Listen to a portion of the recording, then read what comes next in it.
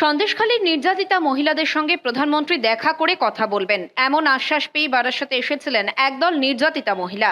তবে এদিন অধিকাংশ মহিলারাই দেখা করতে না পেরে প্রধানমন্ত্রীর বিরুদ্ধে ক্ষোভ উগড়ে দিলেন। যেখানে নারীদের জন্যই এই সভা উৎসর্গ করা হলো, তবে কেন তিনি আরেকটু অপেক্ষা করলেন না? কেন সন্দেশখালীর মাত্র 5 জন মহিলাকেই ডাকা হলো দেখা করার জন্য? আমরা এখানে আসলাম, সকাল 6টা থেকে বেরিয়ে এখানে পৌঁছালাম, তাহলে দাদা কেন আমাদের জন্য 1 ঘন্টা ওয়েট করতে পারলো না? কিসের জন্য আমাদের ওয়েট করতে পারলো না? সন্দেশখালী মা বোনদের জন্য। উনি তো বারাসাতে এসেছে, তার উনার জন্য আমরা এত কষ্ট করে রাস্তায় গাড়ি জ্যাম, এত কষ্ট করে না খেতে আমরা এখানে আসলাম, তাহলে দাদা কেন 1 ঘন্টা আমাদের জন্য ওয়েট করতে পারলো না?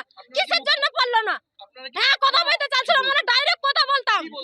কি বলতাম? আমাদের এইসব জমি জায়গা নিয়ে নিয়েছে, আমাদের উপরে এইসব অত্যাচার হয়েছে, আমাদের কত কিছু অত্যাচার হয়েছে, আমাদের বাড়িতে থাকতে দেয়নি, আমরা সাধারণ লোক, সিরাজের লোক, ওরাই করেছে। কিসের জন্য এসেছি আমরা এখানে? বারাসাতে মাঠ দেখতে এসেছি না ওনার সঙ্গে দেখা করতে এসেছি?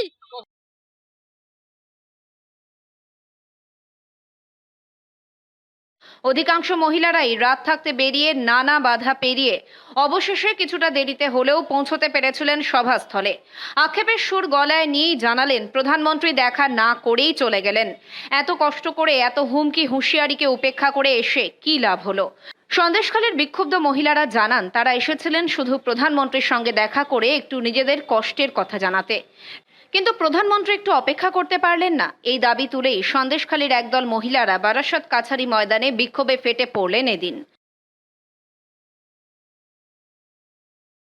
আজকের মিটিংয়ে আমরা সকাল 6টায় বেরিয়েছি, এখন কটা বাজে? এখন এসে আমরা পৌঁছাচ্ছি, তাহলে মিটিংয়ের গাড়ি কেন ছাড় হলো? আমরা চাই এবার প্রধানমন্ত্রী আমাদের জন্য সন্দেশখালী যায়, এটাই আমাদের আমাদের কথা। আমরা যেখানে মিটিং মিছিলে আসবো আমাদেরকে আটকে দেবে, আমরা আসতে পারবো না সময় মতো। হ্যাঁ, ওই জন্য বলছি আমরা যেখানে আসতে পারবো না, তাহলে এবারে যেতে হবে আমাদেরকে, মোদিকে যেতে হবে আমাদের সন্দেশখালী। আমরা এটাই চাই, সন্দেশখালী যেতে হবে আমাদের।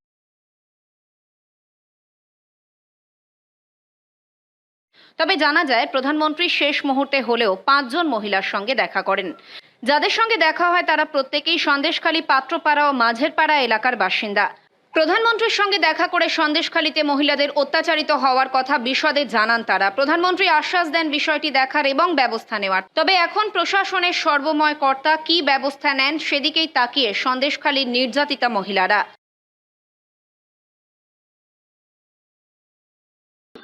প্রধানমন্ত্রীর সাথে দেখা করার আশা নিয়েই বেরিয়েছিলাম এবং রাস্তায় অনেক বাধা উপেক্ষা করে আমরা ওনার সাথে দেখা করতে পেরেছি এবং আমাদের মনের যে রকম কথা এবং যে অভিযোগ সব কিছুই ওনাকে জানাতে পেরেছি। এতে আমরা অনেক ভুল করে ও রাস্তা ঘুরিয়ে ঘুরিয়ে নিয়ে এসছে।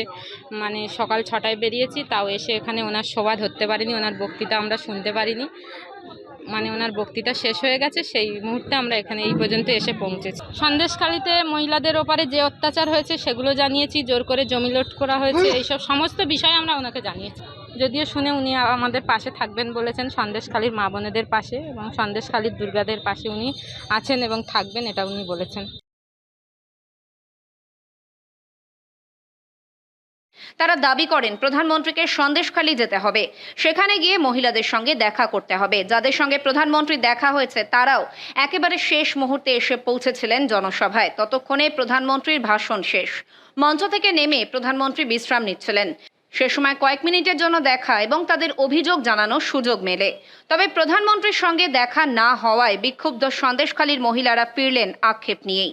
এখন সন্দেশখালীর মহিলাদের আবদার মেটাতে কি পদক্ষেপ নেন রাজ্য বিজেপি নেতৃত্ব, সেদিকেও যেমন লক্ষ্য থাকবে, তেমনই কি হবে সন্দেশখালীর ভবিষ্যৎ, কিভাবে আগামীতে মহিলারা গ্রামে শান্তিতে বসবাস করতে পারবেন তা নিয়েও বড় সড় প্রশ্ন তুলে দিলেন সন্দেশখালীর মহিলারাই। উত্তর 24 পরগনা থেকে রুদ্রনারায়ণ রায়ের রিপোর্ট, লোকাল 18 বাংলা।